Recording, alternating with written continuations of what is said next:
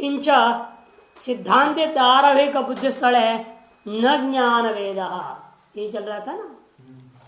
सिद्धांत में विचार यह है कि भाई तो धारावाहिक ज्ञान स्थल है, उसमें मैं ज्ञान में भेद को नहीं मानता हूं।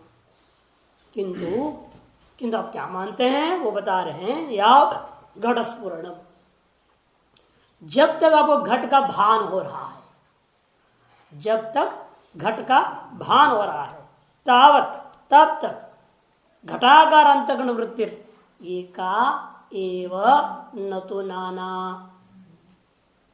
तब तक जो है घटाकार अंतःकरण वृत्ति एक है। वृत्ति एक होने से वृत्ति में प्रतिफलित चैतन्य रूपा ज्ञान भी एक हो जाएगा। या वृत्ति अलग घट अलग और घटावभासक चैतन्य अलग, वृत्तिवभासक चैतन्य अलग है। क्योंकि घट को आंख से गई हुई वृत्ति देख रहा है, अंतःकरण से वृत्ति निकला। बाद में दृष्टांत देंगे, जैसे मान लो कोई तालाब है या कोई जैसे नहर बंद है, कैनाल्स हो जाते हैं, डैम हो गया, वाटर वह बंद है, फिर वहां से क्या होता है, फिर कैनाल निकलता है, उससे फिर आप खेती में उतारते पानी कैनाल से। और खेती में भी क्या करेंगे, जैसा जैसा उसका आपने बनाया है साइजेस, मेड बोलते उसको, मेड़ों के आकार के अनुरूप आकार में पानी भर जाता है। उसी प्रकार से अंतःकरण रूपी टैंक है, यहाँ उस टैंक से वृत्ति निकल रहा है और वृत्ति जो बाहर निकला और वो आंख आदि विभिन्न इंद्रियों से चला जाता है। जैसा जैसा विषय होगा तत्त आकार को प्राप्त हो जाता है। इसे अगर घटाकार अंतःकरण से निकली हुई वृत्ति, अंतःकरण से मन बुद्धि अहंकार चारों कट्टे लेकर के, इसलिए मन से निकला वृत्ति, आंख में पहुंचा, आंख से बाहर गया वृत्ति और घट में पहुंचा, घट में पहुंचकर घटाकार को प्राप्त कर गया। अरे वृत्ति का कोई स्वरूप नहीं है अपना, वो कोई भी आकार को प्राप्त हो जाए। जैसे जल है, जल का क्या आकार है, वो जिसमें जैसे डालोगे वही आकार का दिखाई देगा। गोल बोतल में डालो तो गोल हो जाएगा पानी, चौकर बोतल में डाल दो तो चौकर हो जाएगा पानी। उसी तरह से यहां पर भी जो है, जैसा हम घट को देख रहे हैं तो वृत्ति घटाकार हो जाएगी, पट को देखेंगे पटाकार वृत्ति हो जाएगा, आदमी को देख रहा हूं तो आदमी के आकार की वृत्ति हो जाएगा।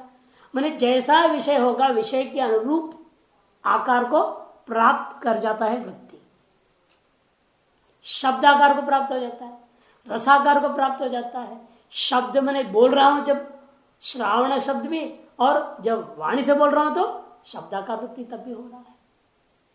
पूरे 10 इंद्रियों के तत्त विषयों के आकार में वृत्ति परिणत होता है। और अंतःकरण खुद के भी विषय हैं, उस आकार में भी अंतःकरण की वृत्तियां परिणाम को प्राप्त हो जाती है। सुख क्या है, बाहर थोड़ी है, किसी अन्य इंद्र के विषय है क्या, वो तो अंतःकरण का विषय है। जो अंतःकरण की वृत्ति सुखाकार हो जाएगी। जब आप अहम सुख की अनुभव कर रहे हैं तब आपकी वृत्ति क्या है, सुख के आकार को प्राप्त हो गया। हम दुखी बोलोगे तो आपके अंदर उस समय दुख है अंतःकरण में, तो वृत्ति आपकी दुखाकार हो गई है। इस तरह से वृत्ति, इसलिए यहां पर क्या शब्द और प्रयोग कर रहे हैं, यहाँ तावत घटाकार अंतःकरण वृत्ति एक है, वो एक ही। वृत्ति एक है, वृत्ति प्रतिफलित चैतन्य भी एक ही माना जाएगा। वैसे चैतन्य तो अपने आप में भी एक है और वृत्ति अवचिन्न चैतन्य भी एक ही रहा, कि एक वृत्ति होने से उससे प्रतिफलित चैतन्य भी एक ही होगा। चैतन्य अधिष्ठित, यही तो विचित्र है माया का। माया देखिए कितनी विलक्षण है, कहाँ है माया अधिष्ठित है, ब्रह्म में अधिष्ठित है। और ऐसी विचित्र है, उसी में रह करके उसी ब्रह्म को परिच्छिन्न रूप में दिखा भी देती है, अपने पर प्रतिबिंबित भी कर लेती है। ये विलक्षणता है ना। जैसे आप समुद्र में डुबकी लगा दो, आप कहाँ हैं, समुद्र में हैं, लेकिन आपके पूरे शरीर में नमक का पानी का स्पर्श हो गया, नहीं हो गया, तो उतने शरीर अवच्छिन्न लवणात्मक जल है या नहीं। उस तरह से माया भले ही ब्रह्म में है लेकिन वो मायावच्छिन्न चैतन्य हो जाता है। माया में अधिष्ठित हो, माया जो है यद्यपि ब्रह्म में अधिष्ठित होता हुआ भी वह माया उस ब्रह्म को ही परिच्छिन्न कर देता है। ये विलक्षणता है। इसी तरह से वृत्ति कहाँ है? चैतन्य में ही है। चैतन्य में रहने वाली जो वृत्ति, उसी चैतन्य को अपने ऊपर क्या कर लिया? प्रतिबिंबित कर लिया। जैसे बादल है, कहाँ है? आकाश में है, और उस बादल में आकाश का प्रतिबिंब पड़ जाता है। बादल में भी आकाश का प्रतिबिंब पड़ जाता है। ये चित्र से प्रकरण समझाया है ना आपके उसमें पंचदशी में। बादल में प्रतिबिंब पड़ रहा है और यहाँ का जल में भी प्रतिबिंब पड़ रहा है। दोनों प्रतिबिंब में अंतर क्या है? वो सन्निकृष्ट होने से वहां का प्रतिबिंब के अधिक लक्षणों को सुस्पष्ट कर सकता है, और ये दूरी के कारण से बिंब का सकल लक्षण ठीक ठीक उसमें नहीं दिखाई देगा। जैसे आप दर्पण को नजदीक में रखेंगे तो ज्यादा साफ आपको सब चीज दिखाई देता है, दूर में रखे रहोगे तो सुंदर लगेंगे आप, पता ही नहीं चलेगा उसमें क्या गड़बड़ी है या नहीं? दर्पण दूर में है तो क्या है, आप बहुत सुंदर लगेंगे। दर्पण पास में देखो तो बोले इधर भी एक दाना है, इधर एक दाना हो रखा है, इधर एक हो रखा है, इधर हो रखा है, इधर क्या क्या हो रखा है, दुनिया भर चीज दिखाई देता है।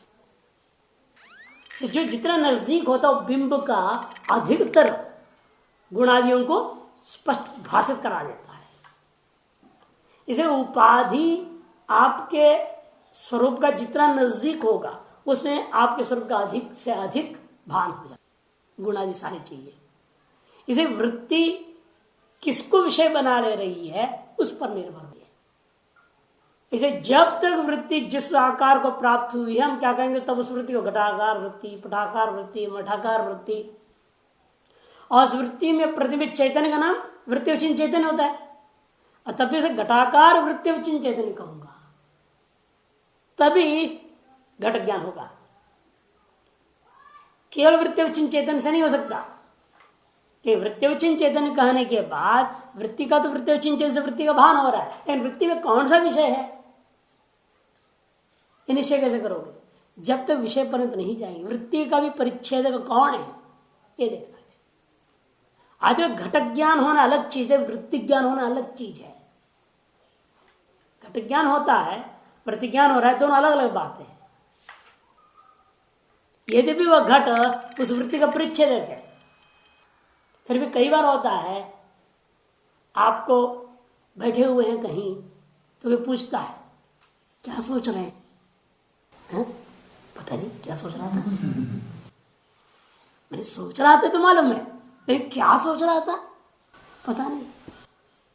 उसका मतलब क्या है? सोचना और वृत्ति हो रही थी, उस वृत्ति का विषय पर आपका ध्यान नहीं था, बीच में खो गए।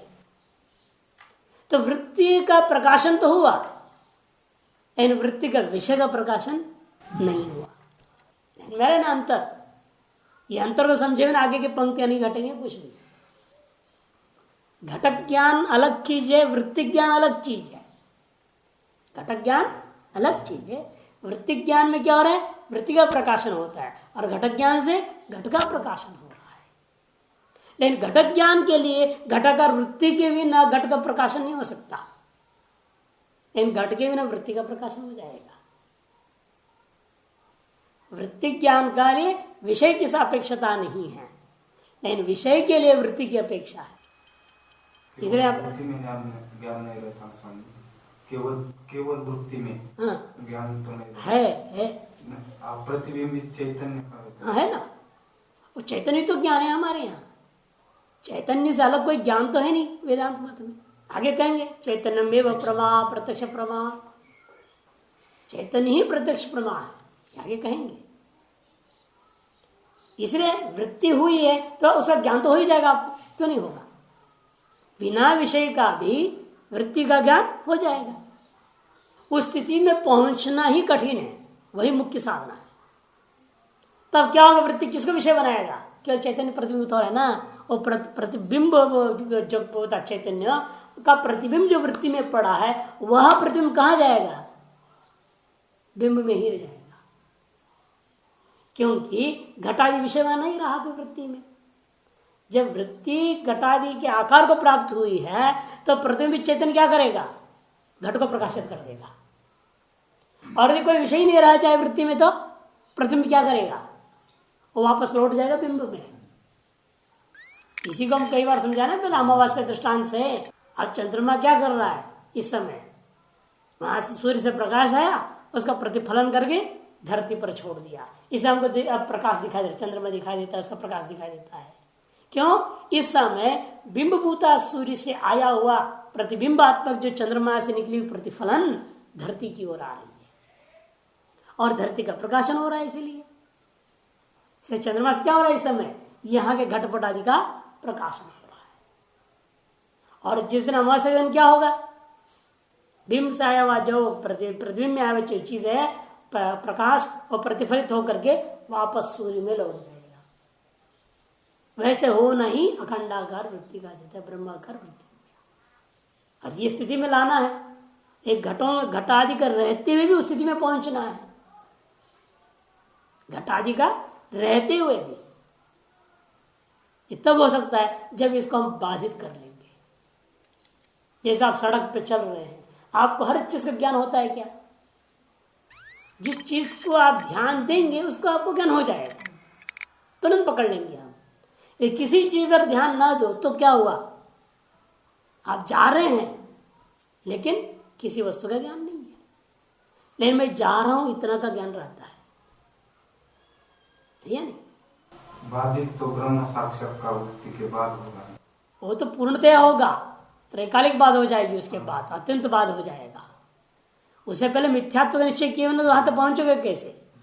बाद होगा तो ब्रह्म ज्ञान होगी, ब्रह्म ज्ञान होगा तो बाद होगा, दोनों कैसे चलेगा? अन्योन्याश्रय दोष आ जाएगा उसमें। इसे शुरू से आपका अभ्यास के मिथ्यात्व का अभ्यास करना पड़ता है। ये सब दृश्य है, दृश्यत्व बुद्धि लाओ, सत्यत्व बुद्धि हट जाएगी। अभी हम लोगों के लिए दृश्य नहीं है ना, ये सत्य है। हर चीज में सत्यत्व है, दृश्यत्व नहीं है। हर चीज में सत्यत्व है। इसे कोई भी वस्तु के लिए थोड़ा इधर उधर होता है तो आदमी परेशान हो जाता है, ये सत्यत्व बुद्धि है। दृश्यत्व बुद्धि है तो चलो ये भी एक दृश्य है, भगवान की ऐसी भी एक माया है, ऐसे मान लेंगे ना फिर। ये स्थिति आना भी कठिन है। एक महात्मा थे, बताता हूँ मैं, हिमाचल प्रदेश का गुरु जी बताते थे, सुंदर नगर के पास रहते थे महात्मा, अब नहीं है वो। तो जो भी आ गया क्या महादेव की माया आज इस रूप में आ गया है। आज देखो महादेव की माया ऐसी आ गई है हमारे सामने। कोई भी आवे, कुछ भी आवे, जैसे भी हो, कोई भी घटना हो, वो ये कहेंगे हो महादेव की माया आज तो गजब दिखा दिया, आज ऐसी घटना घट गई माया में। एक बार ऐसे चोर आए रात के टाइम, बहुत डरा रहे, महादेव क्या माया करके आए हो, आज तो तस्करे क्यों नमक बोला करता था, आज तो तस्कर पे भी आ ही गया। बहुत अच्छा भाई आइए। होकर क्या आई बोल रहा, कहा है माल्टा? अरे भाई पहले चाय तो पी लीजिए, पहले आराम बैठिएगा, पीछे पहाड़ चढ़ के आए हो, महादेव कितनी बढ़िया माया बना कर स्वांग रच के आए हो, अब चलो चाय पी लो पहले, बाद में चोरी करेंगे ना। तो दृष्टि कहाँ है उनकी? भावना यह है कि भाई महादेव का ही रूप है, उन्हीं की माया इस रूप में हमको झलक रही है। अब जब तक इस स्थिति में भी नहीं आए तो मिथ्यात्व कहां से आएगा? इसलिए वो अंतर लाने के साधना के सब स्तर है, साधना के अलग अलग स्टेजेस है, स्तर है। और वर्तमान स्तर में तो सब कुछ सत्य है। आम आदमी के जैसे ही अंतर क्या है? इतना है कि आप थोड़ा शास्त्र पढ़े हो, थोड़ा शास्त्रों का ज्ञान है, शब्द ज्ञान है थोड़ा, तो बढ़िया उच्चारण कर लेते हो, पूजा पाठ कर लेते हो थोड़ा बहुत, इतना ही अंतर है उन आदमियों से आपसे। और फर्क क्या है? और बाकी तो ये कि जगत सत्य है अभी भी, या नहीं? तीसरे यहां पर कहते हैं कि घटाकार वृत्ति की बात भी बोल रहे, ज्ञान की बात तो गए नहीं, अब आगे ज्ञान के लिए कहेंगे। अभी तो वृत्ति की बात हो रही है, वृत्ति एक क्या समझ लेंगे ना तब ज्ञान भी एक समझ में आ जाएगी। इसने कहा यावत घट स्फुरणम तावत घटाकर अंतकरण वृत्ति एका एव, एक ही है का मतलब क्या? ये कई व्याख्या है, न तो नाना, येवकार की व्याख्या करके समझा रहे हैं। किसको व्यवच्छेद करे वो बोल रहे हो? उन्हें नानात्व का व्यवच्छेद करने के लिए एक वृत्ति है, स्विरोधी वृत्ति उत्पत्ति पर्यंतम स्थायित्व अभिगमात। क्योंकि हमारे वेदांत सिद्धांत में एक वृत्ति जब तक अपने विरोधी वृत्ति को पैदा नहीं कर लेती है, आपके अंतर से पैदा नहीं होता, तब तक हम उसको एक ही मानेंगे। स्वविरोधी वृत्ति उत्पत्ति पर्यंतम वृत्ते है स्थायित्व अभिगमात। घटाकार वृत्ति यदि अभी वर्तमान में है, जब तो उसका विरोधी कोई पटाकार मटाकार कुछ अन्य वस्तु विषय अन्य विषय वृत्ति, उसको कहेंगे स्वविरोधी। स्वविरोधी मैंने ये नहीं समझना घट और घटाभाव, घट का विरोधी घटाभाव, ऐसा अर्थ नहीं लेना है। घट का विरोधी घटाभाव नहीं है, वो भी है, लेकिन वही अर्थ नहीं लेना यहाँ पर। घटाभाव भी घट का विरोधी है, लेकिन यहाँ वृत्तियों के पर विरोध जब बात करते एक विषय से दूसरा विषय जाना, मैंने घट विषय था पहले, घटाकार वृत्ति हो रही थी, फिर आप गांव घूम गया इधर कपड़ा देखने लग गए, अब पटाकार वृत्ति हो गई। अब घटाकार वृत्ति का विरोधी कौन हुआ? इसलिए पटाकार वृत्ति। भले दोनों भाव पदार्थ, घट भी है घट भी भाव है, इसे भाव या अभाव पर विषयों से कोई मतलब नहीं। एक विषयाकार वृत्ति के प्रति विरोधी वृत्ति उसे कहते जब विषय का परिवर्तन हो जाए, विषयांतर को ग्रहण करने लग जाए, उसको हम क्या कहेंगे? विरोधी वृत्ति। इसलिए एक वृत्ति का स्थायित्व हम तब तक मानते हैं जब तक उस वृत्ति के विरोधी दूसरा वृत्ति जब तक पैदा ना हो। विरोधी वृत्ति उत्पत्ति पर्यंतम कर दिया। तथा च, इसलिए क्या हुआ, इसका लाभ क्या है इस विचार का? तत्प्रतिफलित चैतन्य रूपम घटादि ज्ञानम अपि तत्र तावत् कालिकम एकम एव इति न अव्याप्ति शंकापि।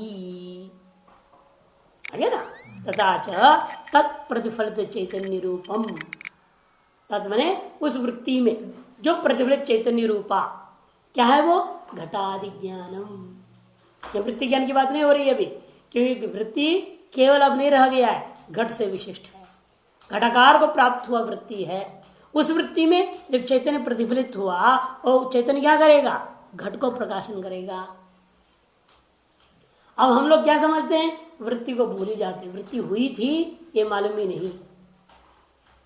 आपको किसको मालूम है कि तो वेदांती समझा रहा है, एक वृत्ति निकलती है यहां से और बाहर आती है और देखती है, नहीं तो आपको क्या मालूम? नहीं, हमने देख लिया, घट को देखा, घट को देखा सीधा बोलते हैं, लेकिन ऐसा नहीं, घट को मैं वृत्ति द्वारा देखा ऐसा कोई नहीं बोलता।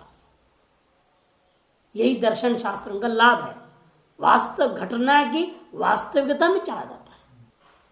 जब वास्तविकता में जाएंगे तब सच्चाई पता लगता है, नहीं तो हम झूठ में जी रहे हैं। जब वृत्ति में गए तो वृत्ति तो जड़ है, घट को एक वृत्ति यहां से निकल करके पकड़ी हुई है, ये सब अभी ग्रहण समझ में आ रहा है, तो फिर भी विचार करना पड़ेगा कि वृत्ति ने घट को प्रकाशन किया, नहीं कर सकता। क्यों? वृत्ति तो जड़ात्मक है, वृत्ति तो जड़ात्मक है, तो जड़ात्मिक वृत्ति प्रकाशन कैसे करेगा घट को? तो वृत्ति क्या करेगा? वो जड़ है, क्योंकि जो भी चलनात्मक है, जो व्यापक नहीं है, क्रियाशील है, वो जड़ होगा। जो क्रिया ही जड़ में, चैतन्य में तो चीज है ही नहीं। आज निष्कर्ष निकलता है वृत्ति तो प्रकाशन नहीं किया, लेकिन वृत्ति यहां से निकल करके घट को पकड़ लिया है, घट को ग्रहण किया वृत्ति ने, लेकिन वृत्ति उसको प्रकाशन तो कर नहीं सकता, कि प्रकाशन स्वभाव नहीं है वृत्ति का। तो फिर कौन प्रकाशन किया? उस वृत्ति में कोई ऐसी चीज है, जो वृत्ति के ऊपर कोई ऐसा चीज आरूढ़ है जो कि घट को प्रकाशन कर रहा है, वो कौन हो सकता है? चैतन्य ही होगा। और उसका चैतन्य क्या कहेंगे? वृत्ति में प्रतिफलित चैतन्य या वृत्ति अवच्छिन्न चैतन्य कहा जाएगा। तो वृत्ति में प्रतिफलित चैतन्य करता क्या है? उस वृत्ति में ही गृहीत जो घट है उसको प्रकाशित कर देता है। इसलिए कह रहे हैं तत्प्रतिफलित चैतन्य रूपम घटादि ज्ञानम, वही घटादि ज्ञान होगा। वो जो चैतन्य प्रतिफलित चैतन्य वही घट ज्ञान आकार को प्राप्त कर जाता है। तत्र तावत् कालिकम एकम एव इति न अव्याप्ति शंका भी। तत्र माने अतः उस धारावाहिक ज्ञान स्थलों में तावत् कालिकम, यावत धारा चल रहा है, तावत् कालिकम एकम एव, एक ही वृत्ति रहा और वृत्ति में प्रतिफलित चैतन्य भी इसलिए एक ही रहा, तो ज्ञान भी इसलिए एक ही हुआ कि नहीं हुआ, घटादि ज्ञान। इति न अव्याप्ति शंका पे, इसे धारावाहिक ज्ञान में आपका लक्षण की अव्याप्ति हो रही है, ऐसा आशंका नहीं कर सकते।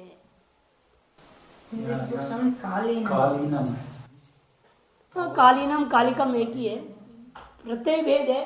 कालिकम में ठय प्रत्यय है, कालीनम में ख प्रत्यय, खय होने पर रहता है कालीन, है ना, ख को ईन आदेश हो गया और ठय हो तो एक आदेश हो गया। अर्थ एक ही है, कालीनम कहिए या कालिकम कहिए, meaning is no different, no difference in meaning.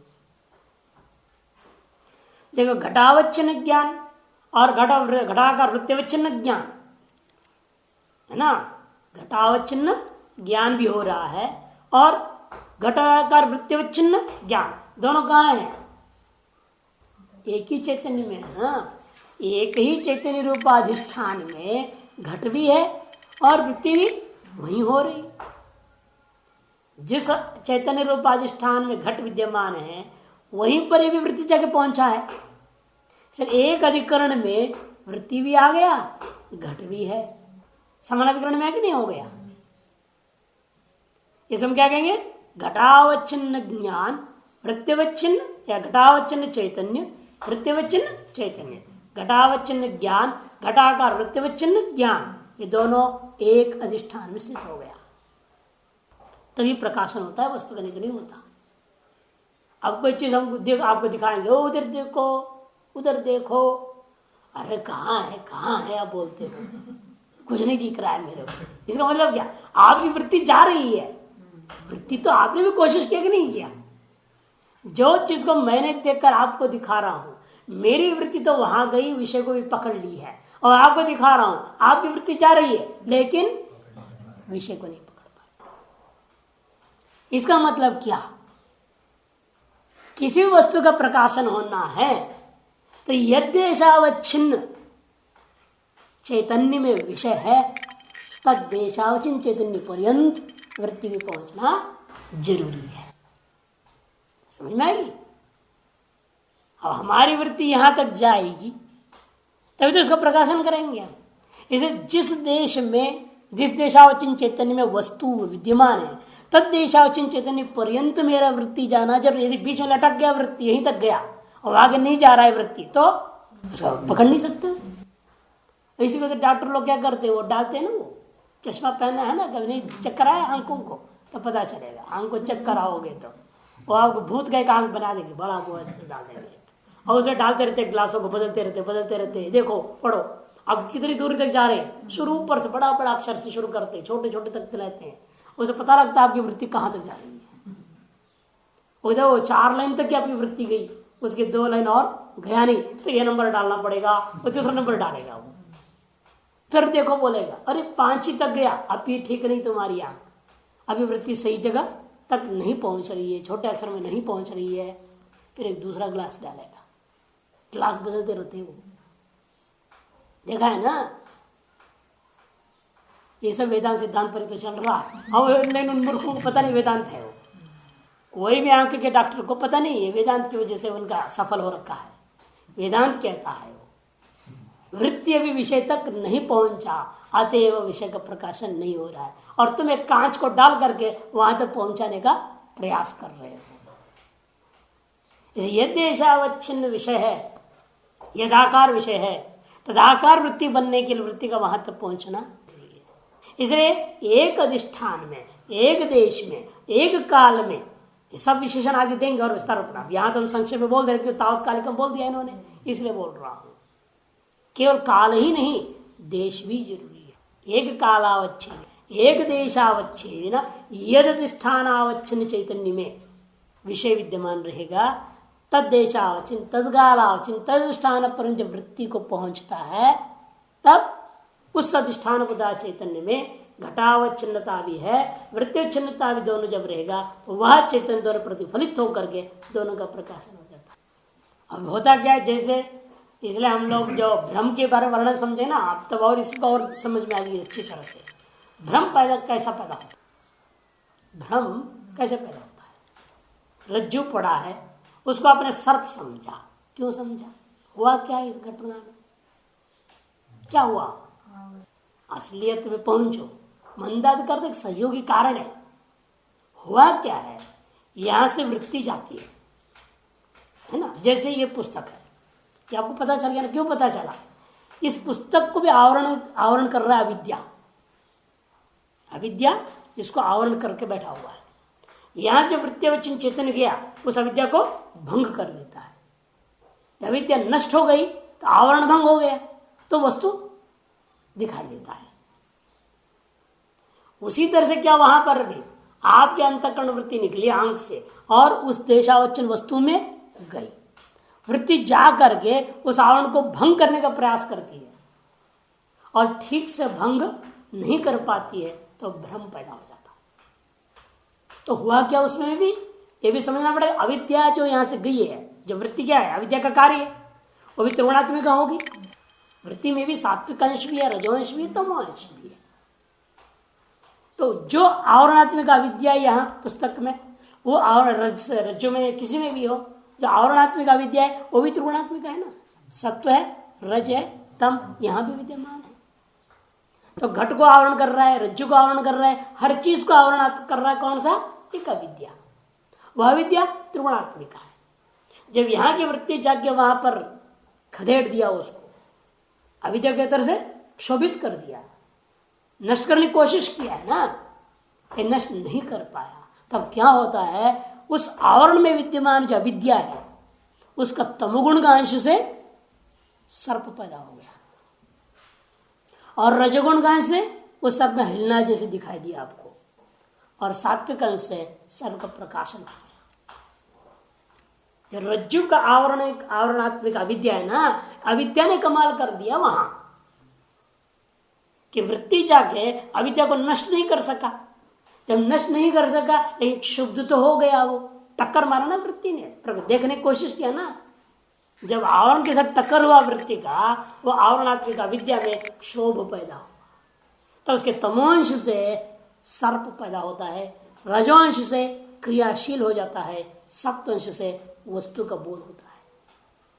तब आपको भ्रांति होता है, अयम सर्प।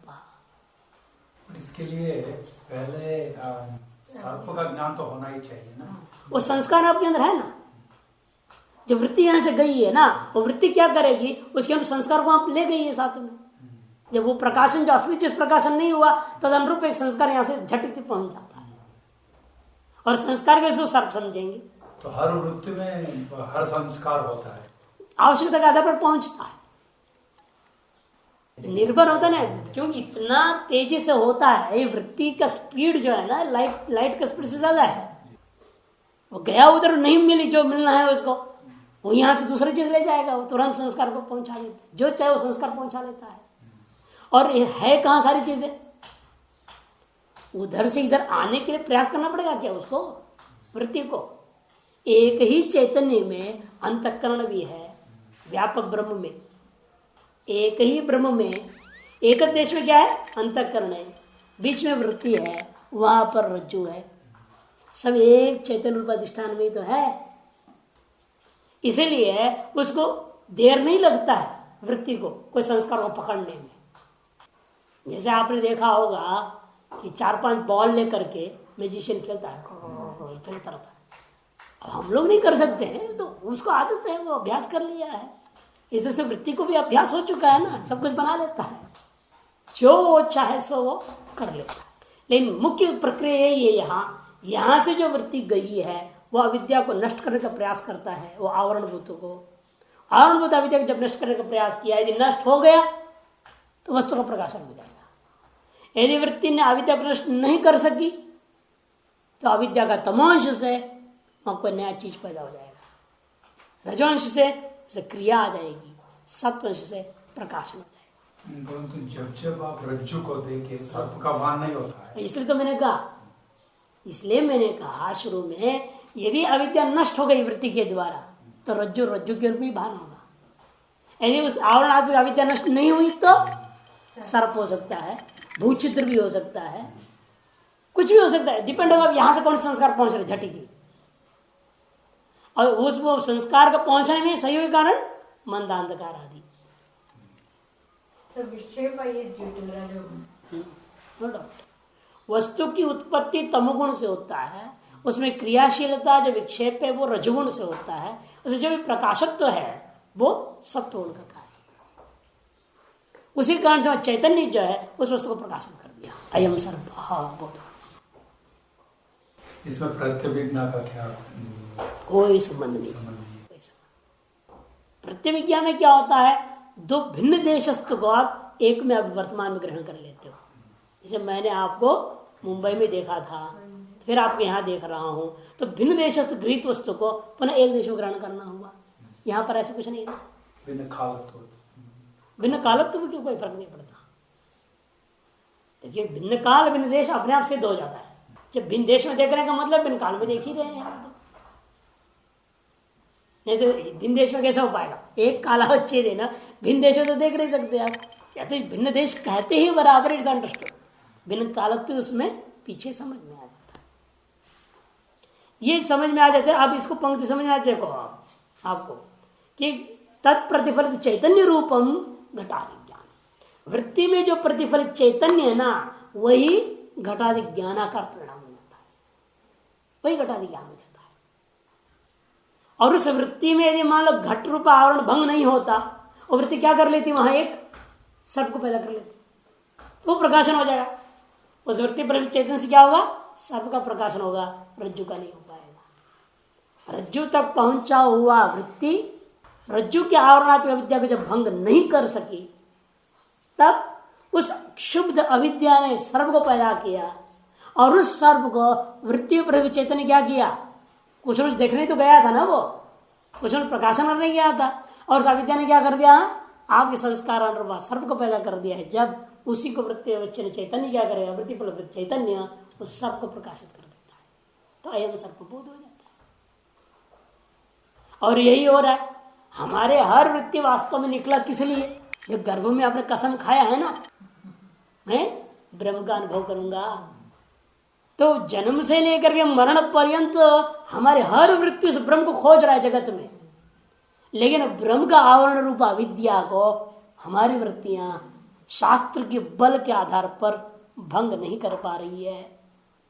अतः इस ब्रह्म में परिकल्पित जगत हमें सतीश दिखाई देता है, ब्रह्म नहीं दिखाई देता। हमको आप दिखाई दे रहे हैं, ब्रह्म नहीं दिखाई दे रहा है। वृत्ति उस ब्रह्म चैतन्य को अनुभव नहीं कर पा रहा है, उस ब्रह्म में विद्यमान घटावच्छिन्न चैतन्य को अनुभव कर देता है, परिकल्पित घट का ग्रहण कर लेता है। क्यों, उस ब्रह्म में एक आवरण है। वो आवरण क्या है, अविद्या कहो या माया कहो, कुछ भी नाम दो उसको। उस आवरण के साथ हमारी वृत्ति जाकर टकरा रही है। जब टकराती है, जो वहां चीज है वो ग्रहण कर लेती है, क्योंकि उसको भंग करने की क्षमता हमारे वृत्ति में नहीं है। इसी का दृश्यते तु अग्रया बुद्धिया, अत्यंत सूक्ष्म वृत्ति बनानी पड़ती है। ये स्थूल वृत्तियों से, मोटी बुद्धि से ग्रहण नहीं होने वाले ब्रह्म। अब इतनी सूक्ष्मता में उसको सूक्ष्म बनाना पड़ेगा, ताकि हमें जो बाह्य दृश्यभूता जो जगत दिखाई दे रहा है, उस जगत का पीछे में जो पर्दा है अविद्या, उस पर्दे की परे सब दिख रहा है, उस पर्दे को भी भंग करना है। इसी के लिए हम कहते हैं अतीत हो जाओ, उससे अतीत होना, ट्रांसेंडिंग। आपके अपने इस वृत्ति को इस विषय से भी परे हटा दो। विषय से भी पीछे क्या है, विषय का पीछे अविद्या आवरण है, उससे भी पीछे क्या है, वहां पहुंचो तो ब्रह्म का अनुभव होगा। वो सब का होते हुए हर क्या ये सब का रहते भी दिखाई देगा। इसे मैं कहता सबसे बढ़िया प्रैक्टिस क्या, टीवी चलाओ और बैठो, देखो नहीं कुछ, आंख खोले रहो, आंख खुला रहे, कान खुला रहे, न सुनाई दे न दिखाई दे, तो समझो तो ब्रह्मज्ञानी हो जाओगे। लेने से होता नहीं। तो हर कोई अपने आप को ब्रह्मज्ञानी मानता है। हम मान रहे, उल्टा मान रहे। लेकिन सब कुछ होते हुए भी आपको केवल स्क्रीन दिखाई देना चाहिए। सीरियल चल रहा है, आवाज भी आ रहा है, उसके बावजूद आपको क्या दिख रहा है, केवल स्क्रीन दिखाई दे रहा है। तो समझ लो आपकी अंतःकरण की वृत्ति इतनी सूक्ष्म हो गई है, अब बाह्य जगत आपको नहीं दिखाई देगा, सीधा अधिष्ठान ब्रह्म दिखाई देगा। आंख खुला हुआ है, अंधा कहाँ हुआ? अंधा नहीं है, बहरा नहीं है। फिर भी आपकी संकल्प शक्ति हो, आप वहां पर क्या देख सकते हैं? स्क्रीन को देख सकते हैं। आपको स्क्रीन पर ही तो दिख रहा है ना चीज। जब चीज नहीं रहता, स्क्रीन दिखाई नहीं दिया, उसकी स्मृति क्यों नहीं कर पा रहे हो आप? ऑफ करके बैठोगे तो क्या दिखेगा वहां? स्क्रीन ही तो दिखेगा। उसके संस्कार है या नहीं? टीवी का स्क्रीन कैसे होता है मालूम नहीं क्या? मालूम है। फिर उस संस्कार को जागृत करो। जब चल रहा हो तब भी उसी संस्कार को जागृत करो। ये नहीं कर सकते हो तो अहम ब्रह्मास्मि के फिर संस्कार जागृत नहीं हो सकते। पढ़ते रहो, रटते रहो, बोले अहम ब्रह्मास्मि। जब अहम ब्रह्मास्मि संस्कार हमारे अंदर हो और वो जागृत नहीं हो रहा है का मतलब क्या है?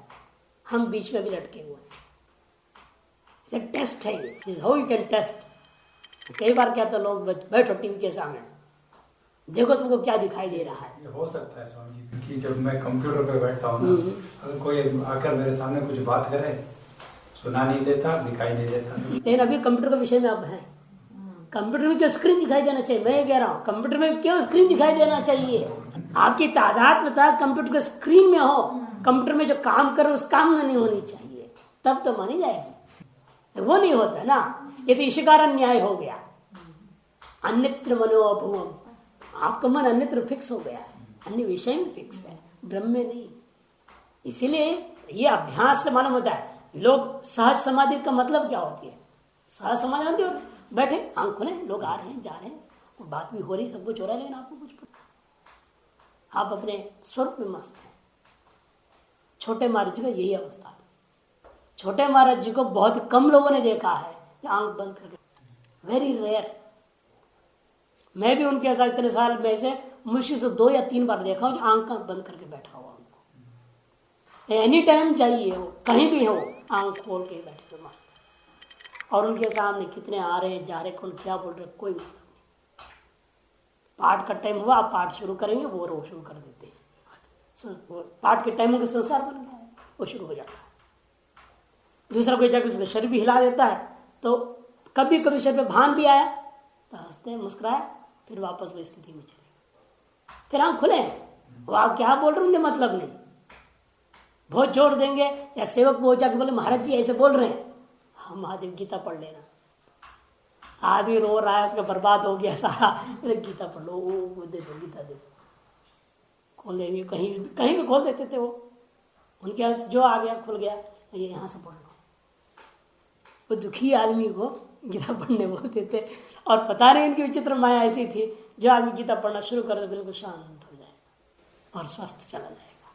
सहज समाधि, आंख खुला है, सब कुछ होते भी कुछ नहीं है। और प्रार्थ कर्मवशात दूसरों की परीक्षा प्राप्त जिसको कहते, दूसरा उन पे कान पे जो बोलेगा तब वो बाहर आ। स्वाध्याय का समय निश्चित था, उनके एक अभ्यास बन चुकी, उसी समय उनका बाही भान में आ जाते थे शास्त्र पढ़ाना। ये हो सकता है कि वृत्ति को हम कहाँ टिका रहे हैं, सामने आए विषय में टिका रहे हैं, ये सारा विषय जिस पर्दे में दिख रहा है उस पर्दे में टिका रहे हैं, या वो पर्दा भी जिस पर कल्पित उस चैतन्य में टिका रहे हैं, उस पर निर्भर है हमारी वृत्ति कहाँ टिकी हुई है। वृत्ति अब इस समय कहाँ है? घट में है। तो वृत्ति में चैतन्य क्या करेगा? अब घट को प्रकाशन करेगा ना, कि वृत्ति कहाँ गई? घट में है, घटाकार हो चुकी है। यदि वृत्ति ब्रह्म के साथ संबंधित हो जाए तो वृत्ति पृथ्वी द्वारा चेतन कहाँ जाएगा? वापस ब्रह्म का ही प्रकाशन करेगा। उसका ब्रह्माकार वृत्ति हो गया, वही आत्म साक्षात्कार। वृत्ति जब तक किसी न किसी विषय को पकड़ा हुआ है तब तक जगत का ही प्रकाशन होता है। इसे पर कहते देखिए, तावत कालिकम एकमेव इति न व्याप्ति शंका भी, क्योंकि तत्प्रतिफलित जो चैतन्य रूप है वो क्या है? वो घटादि ज्ञानम अपि एकमेव, एकम एव इति न व्याप्ति शंका भी। ननु सिद्धांते घटादि मिथ्यात्वेन बाधितत्वात् तद्ज्ञानं कथं प्रमाणम्? सिद्धांत में तो पूर्व पक्षी कहता है घटादि तो मिथ्या है, जब मिथ्या है तो बाधित है, भाई तो उसके ज्ञान कैसे हो सकता है? तत्का ज्ञानम कथम प्रमाणम, और हो भी चाहे तो प्रमाणिक नहीं होगा। बाधित विषय का ज्ञान क्या होता है? भ्रांति ज्ञान है। जैसे अयम सर्प को भ्रांति ज्ञान क्यों बोलते हैं यहाँ? क्योंकि बाद में उनका अधिष्ठान पता रज्जु का ज्ञान हो गया। जब रज्जु का ज्ञान हो गया, अयम सर्प इस ज्ञान का विषय सर्प क्या है? बाधित हो गया। बाधित होने से तादृश बाधित विषय का ज्ञान को क्या नाम रखा आपने? ब्रह्म ज्ञान, मिथ्या ज्ञान, विपर्य ज्ञान। फिर से घटक ज्ञान भी विपर्य होगा, जागृत कालीन सारा ज्ञान विपर्य हो जाएगा। सब ज्ञान स्वप्न तो है ही है। सिद्धांत घटादि मिथ्यात्व ना बाधितत्व, सिद्धांत में जो घटादि क्या है? मिथ्या होने के नाते बाधित है। बाधित होने से तद ज्ञानम कथम प्रमाणम, वह ज्ञान कैसे प्रामाणिक हो सकता है? इति चेत उच्यते। ब्रह्म साक्षात्कार अनंतरम ही घटादि नाम बाधा। ब्रह्म साक्षात्कार के अनंतर ही क्या होगा? घटादि का वास्तविक बाध होता है। श्रुति करे क्यों? यत्र तस्य सर्वम आत्मैव भूत तत्केन कम पश्येत इति श्रुति। यत्र तस्य सर्वम आत्मैव भूत, जहां पर इसके प्रति सब कुछ आत्मा ही हो गया, वह कौन किससे देखेगा? एक दूसरे से देखना ही नहीं, न घट रह गया ना हम रह गए, दो भेद कहां रहा? न तुम ना हम न वही जगत, न तो संसार दशाम बाधा। देखो, न तो संसार दशाम बाधा, जब तक आपके अंदर अज्ञान है और संसार दशा में है तब तक घटादि का बाध नहीं माना जाता। घटादि में सत्यत्व है संसार दशा में। इसलिए वही बृहदारण्यक मंत्र है 4, 5, 15, 4, 5, 15 है बृहदारण्यक का। यत्र से सर्वमात्मभूत तत्केन कम पश्येत, वहीं का टुकड़ा है। यत्र द्वैतम इव भवति तत्र इतरम पश्यति। जहां पर द्वैत के समान भी हो जाए, थोड़ा सा भी भेद आ जाए तो एक दूसरे को देखने लग जाएगा। ये क्या? यत्र द्वैतम भवति संसार दशा का वर्णन करता है। यत्र तो आत्मभवतु सर्वम आत्मभवत अभूत, वो क्या है? मोक्ष दशा को बता रहा है, मुक्त अवस्था है। तथा च अबाधित पदेन, इसलिए अबाधित पद से क्या लूंगा मैं? अत्यंत अबाधित ऐसा अर्थ नहीं लूंगा। अबाधित पदेन संसार दशा में अबाधितत्व विवक्षितम, संसार दशा में जो अबाधित, उसी का हम प्रत्यक्ष ज्ञान करने जा रहे हैं। एक बार जगत मिथ्या हो जाए, न प्रत्यक्ष न अनुमान है, कुछ भी नहीं, सब खत्म हो जाएगा। शास्त्र भी नहीं रह जाएगा, वेद भी नहीं, वेदांत भी नहीं। मुक्त होने के बाद क्या है? कुछ भी नहीं। न बंधो न मोक्ष इत्येषा परमार्थता। इसलिए ये सब बात जो चल रही है वृत्ति ज्ञान के बाद जहां उठ गई, इसका मतलब क्या है? संसार दशा, मोक्ष की बात ही नहीं है। इसलिए हम अबाधित जो विशेषण दे रहे हैं उसका अर्थ क्या होगा? संसार काल में अबाधित, संसार दशा में अबाधित, ये अर्थ लेना है। अबाधित पदेन संसार दशायाम अबाधितत्व विक्षितमिति न घटादि प्रमायाम अव्याप्ति है। इसे घटादि प्रमा में कोई अव्याप्ति दोष नहीं है। तदुक्तम, इस बात को कहा भी है। एक कल्पतरु पांडवाचार्य के द्वारा कल्पतरु टीका में ये श्लोक आया हुआ है। पांडवाचार्य कृतम कल्पतरु, ब्रह्मसूत्र की टीका पर टीका है ये। ब्रह्मसूत्र पर भामती, भामती पर कल्पतरु, कल्पतरु पर परिमल टीका है। तो इस कल्पतरु टीका में श्लोक दिया है, देखिए। देहात् प्रत्ययो यद्वत् प्रमाणत्वेन कल्पितः लौकिकं तद्वदेवेदं प्रमाणन्त्वात्मनिश्चयात्। देहात् प्रत्ययो यद्वत्, जैसा देह और आत्मा का अभेद बुद्धि, आपके अंदर शरीर ही आत्मा है, ऐसा बुद्धि बना हुआ है। देहात् प्रत्यय जैसा प्रमाणत्वेन कल्पित है, इसको प्रमाण स्वीकार करेंगे नहीं करेंगे? नहीं तो आपका नाम पुकारे तब क्यों सुनते हो? आपका नाम बुलाने से आप सुनते कि नहीं सुनते? हाँ बोल देते तुरंत, क्यों? देहात्म बुद्धि है ना, ये प्रामाणिक है नहीं आपके लिए। यदि प्रामाणिक नहीं होता आप जवाब नहीं देना चाहिए। प्रामाणिक है मैंने आपके शरीर को अबाधित मान लिया कि नहीं मान लिया?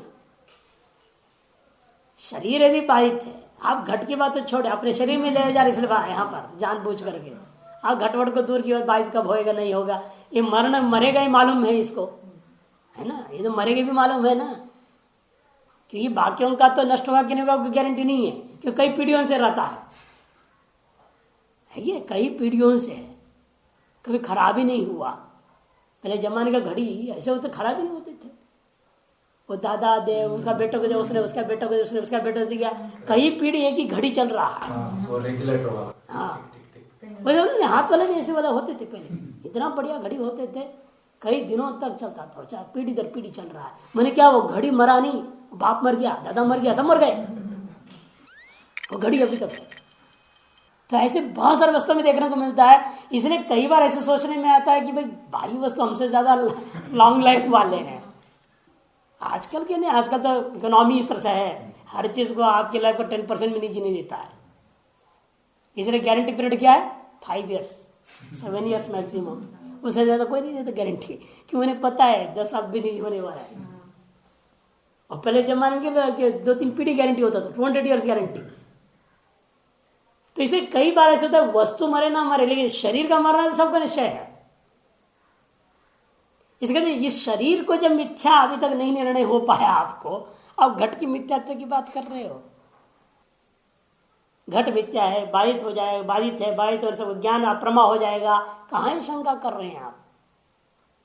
जब तक देहात्म प्रत्यय को आप प्रामाणिक मान रहे हो, तब तक सारा जगत की वस्तुओं को प्रामाणिक माननी पड़ेगी। देहात्म प्रत्यय प्रमाणत्वेन कल्पितः लौकिकम तद्वदेवेदम।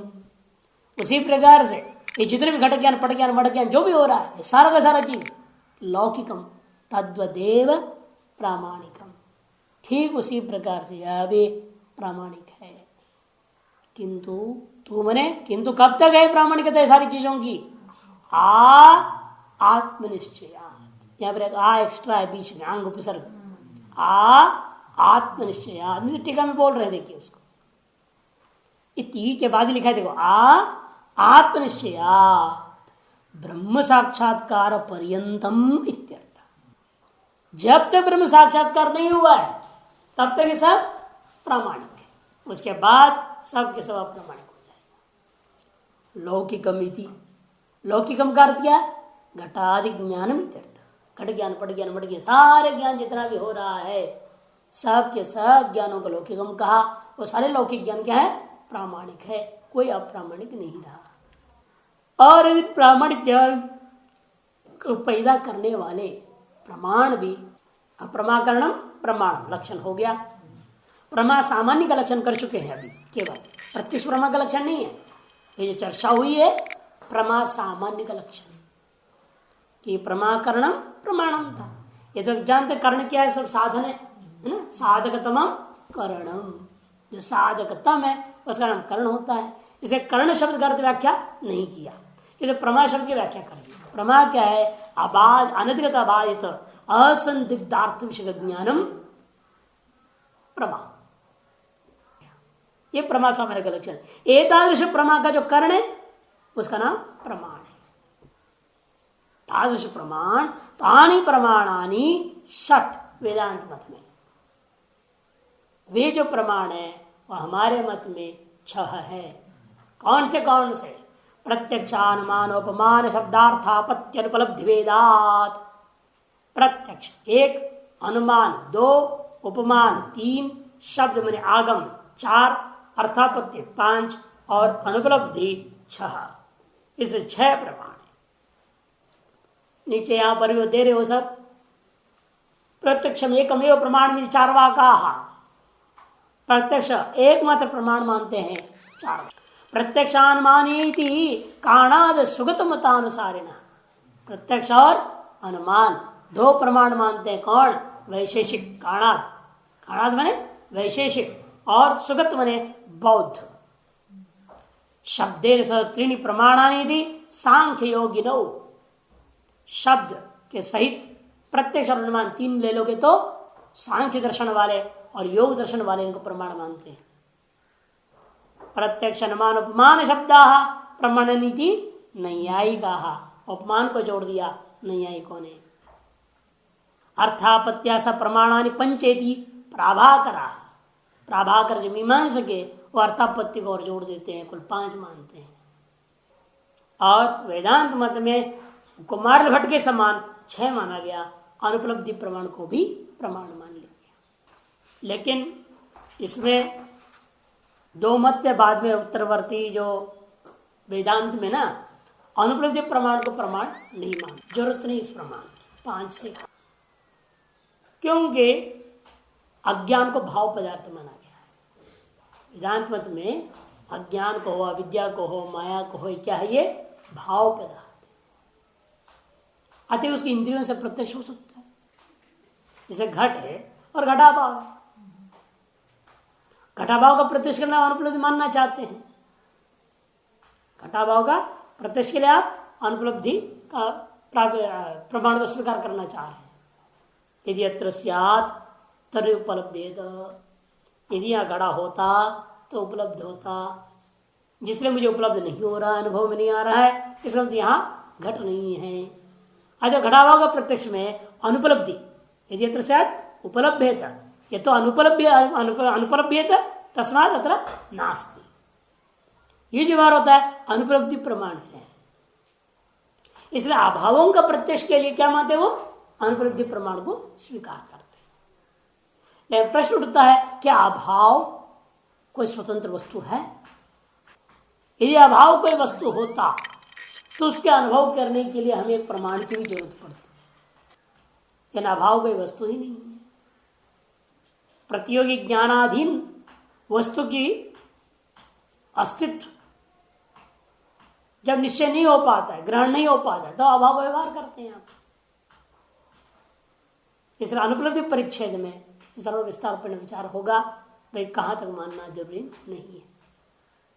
तो इसलिए कहते हैं तत्र प्रत्यक्ष प्रमाकरणम प्रत्यक्ष प्रमाणम, उनमें से 6 में से भी सबसे पहला वाला है प्रत्यक्ष प्रमाण। और प्रत्यक्ष प्रमाण का लक्षण क्या? जो प्रत्यक्ष प्रमा का जो करण है वह प्रत्यक्ष प्रमाण है। तो प्रत्यक्ष प्रमा क्या है पहले जानना पड़ेगा, तभी तो उसे करण तक पहुंचेंगे हम। प्रत्यक्ष प्रमा क्या जानना, अब प्रत्यक्ष प्रमा समझ में आ जाएगा तो उसे कर्ण भी हम समझ लेंगे। जैसे घट समझ में आ जाए तो घट का कर्ण भी समझ में आ जाएगा। कौन से साधन से बना है, साधन तक पहुंचना आसान हो जाता है कार्य का देख करके, कार्य के आधार पर उसे कर्ण का अनुमान हो सकता है। तो इसलिए प्रत्यक्ष प्रमा का लक्षण करेंगे।